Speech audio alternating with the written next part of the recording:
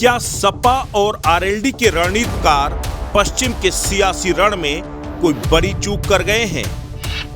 क्या एसपी ने बीजेपी को बैठे बिठाए एक बड़ा मुद्दा दे दिया है? क्या बीजेपी की मनचाही मुराद सपा ने पूरी कर दी है? यह कुछ सवाल हैं जो इस समय सियासी फिजाओं में गूंज रहे हैं। किसी ने सच कहा है, अंधे को क्या चाहिए, दो आंखें। सियासी रण में बीजेपी को क्या चाहिए था? पश्चिम में ध्रुवीकरण की सियासत। तो सपा ने अपनी पहली और दूसरी लिस्ट में प्रत्याशियों के नामों के ऐलान के साथ ही बीजेपी की वो मुराद भी पूरी कर दी है। ये चुनाव 80 बनाम 20 का होगा। 80% समर्थन एक तरफ होगा, 20% दूसरी तरफ होगा। चुनाव के ठीक पहले जिस 80 और 20 की लड़ाई का आगाज हुआ था, वो चुनाव में नाहिद हसन और आजम खान की एंट्री से परवान चढ़ती नजर आ रही है। पश्चिम के सियासी रण को नाहिद, असलम और आजम ने बेहद दिलचस्प बना दिया है। बीजेपी ने अब इन्हीं के बहाने अपने ध्रुवीकरण के एजेंडे को तेजी के साथ आगे बढ़ाना शुरू कर दिया है।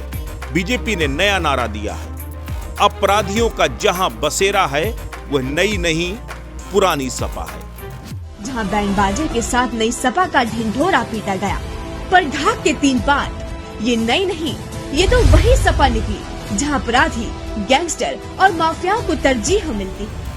समाजवादी पार्टी और बीजेपी के बीच सियासी जंग अब बेहद जहरीली होती जा रही है। जैसे जैसे प्रत्याशियों के नामों का ऐलान हो रहा है, वैसे वैसे जंग और तेज होती जा रही है। पहले ही जिन्ना का नाम लेकर और पाकिस्तान की तारीफ कर अखिलेश यादव फंस चुके थे।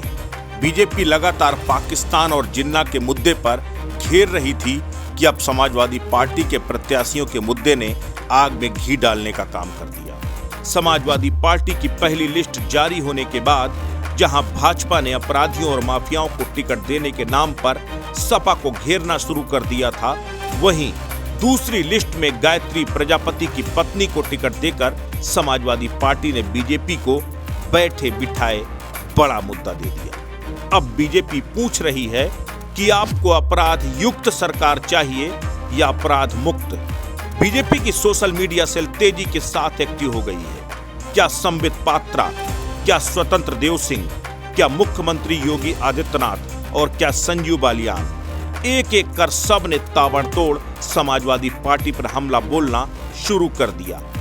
पहले जरा एक एक कर ट्वीट देखिए, उसके बाद केंद्रीय मंत्री संजीव बालियान का वह बयान भी आपको सुनाएंगे। ऐसी कोई धारा नहीं बची पुलिस के रिकॉर्ड के हिसाब से जो समाजवादी पार्टी के उम्मीदवारों को ना लगा हो। छोटे से अपराध से लेके चोरी से लेके हत्या, रेप, हत्या का प्रयास, अपहरण, डकैती, ये सब धाराओं का मिक्सचर है समाजवादी पार्टी की लिस्ट। कुछ लोग जेल में हैं और कुछ बेल पे हैं। पश्चिम उत्तर प्रदेश में आजम खान का राज था, मुख्यमंत्री यहाँ का वो था और हम उसका राज भूले नहीं है। अखिलेश का राज नहीं था और वो जेल में है। अगर दोबारा जनता ने ऐसी कोशिश छोड़ देने की तो उसका ही राज दोबारा आएगा, वो व्यक्ति जेल से बाहर आएगा। समाजवादी पार्टी कैराना विधानसभा सीट से नाहिद हसन को टिकट दिया है। नाहिद हसन इस वक्त गैंगस्टर मामले में जेल में है। नाहिद हसन पर आरोप है कि उसने हिंदुओं के पलायन करवाए और इसी पलायन के मुद्दे के बाद पश्चिम में 2014, 17 और 19 के चुनाव बीजेपी की झोली में गए थे। इतना ही नहीं, भ्रष्टाचार और मुजफ्फरनगर में 2013 में हुए दंगों के लिए बीजेपी आजम खां को जिम्मेदार ठहराती है। आजम खां अभी जेल में बंद है। समाजवादी पार्टी ने रामपुर से आजम खां को टिकट दे दिया है। उनके बेटे अब्दुल्ला आजम को रामपुर की स्वार विधानसभा सीट से टिकट दिया है। इतना ही नहीं, अगले लिस्ट में बलात्कार के आरोप में सजा काट रहे गायत्री प्रजापति की पत्नी को टिकट देकर सपा ने सियासत गरमा दी है। भारतीय जनता पार्टी समाजवादी पार्टी के घोषित 193 उम्मीदवारों में से 32 मुस्लिम और 23 यादवों को टिकट देने को भी पुरानी समाजवादी पार्टी की मुस्लिम और यादव तुष्टीकरण की सियासत का नाम देकर घेर रही है। सबसे बड़ी बात यह है कि बीजेपी पश्चिम के सियासी रण को ध्रुवीकरण की सियासत का केंद्र बनाना चाहती थी और ना चाहते हुए नाहिद और आजम को टिकट देकर समाजवादी पार्टी ने बीजेपी को यह मुद्दा जरूर दे दिया है। अब सबसे बड़ा सवाल यह है कि कहीं यह मुद्दा सपा और आरएलडी की गले की फांस न बन जाए। अस्तित्व न्यूज के लिए गाजियाबाद से निखिल बंसल की रिपोर्ट।